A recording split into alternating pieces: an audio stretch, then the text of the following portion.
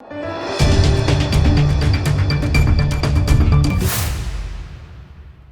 દર્શક મિત્રો, આપ જોઈ રહ્યા છો લોકમૈત્રી ન્યૂઝ. હું છું કવિતા પટેલ. હવે જોઈએ અગત્યના સમાચાર. બોડેલી એસટી ડેપોમાં કર્મચારીઓ તરફથી મુસાફરોને ઠંડી છાશનું વિતરણ કરવામાં આવ્યું હતું. છોટાઉદેપુર જિલ્લાના મધ્યમાં આવેલા બોડેલી નગરના બોડેલી એસટી ડેપો ખાતે ડેપોના કર્મચારીઓ તરફથી મુસાફરોને ઠંડી છાશનું વિતરણ કરવામાં આવ્યું હતું.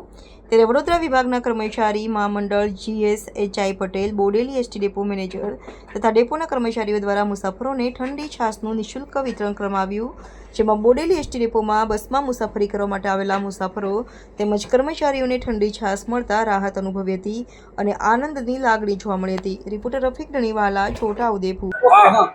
આજ રોજ બોડેલી ડેપો ખાતે, વડોદરા વિભાગના બોડેલી ડેપો ખાતે કાળઝાળ ગરમીની અંદર આજે અમે સાથે મળી અને અમારા કર્મચારી યુનિયન દ્વારા અમે છાશનું વિતરણ કરી રહ્યા છે અને અગાઉ પણ અમે કેટલાય આવા પ્રોગ્રામો કરેલા છે, કારણ કે અમારી મુસાફર જનતા એ અમારી ભગવાન સમાન હોય છે, કારણ કે અમે જાહેર સંસ્થાની અંદર અમે નોકરી કરી રહ્યા છીએ. એટલે આજના રોજ અમે આ રીતે અમે એક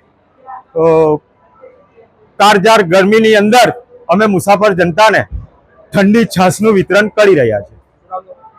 મારું નામ હિતેન્દ્ર કુમાર ઈશ્વરભાઈ પટેલ, વડોદરા વિભાગ જનરલ સેક્રેટરી કર્મચારી મંડળ.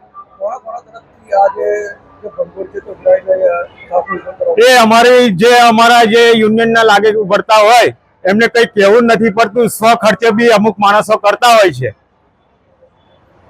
ડેપોની અંદર આજ રોજ બોડેલી ડેપોની અંદર કાળઝાળ ગરમીના હિસાબે એસટીના તમામ કર્મચારી તરફથી ઠંડી છાશનું વિતરણ કરી મુસાફર તેમજ સ્ટાફને બધાને વિતરણ કરી અને એક અમે પ્રોગ્રામ બનાવેલો છે. જય હિન્દ, જય ભારત. ધનજીભાઈ જે ચૌહાણ, TI.